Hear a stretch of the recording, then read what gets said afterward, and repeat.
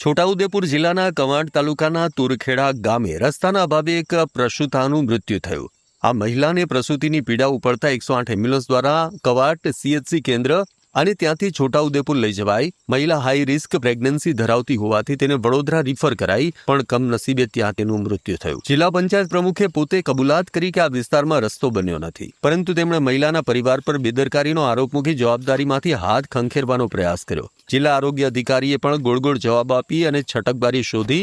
આ ઘટનાથી જિલ્લા આરોગ્ય સેવાઓ પર સવાલ ઉભા થયા છે, કેમ કે આરોગ્ય અધિકારીની જગ્યા ખાલી હોવાથી ઇન્ચાર્જ પર વહીવટ ચાલી રહ્યો છે.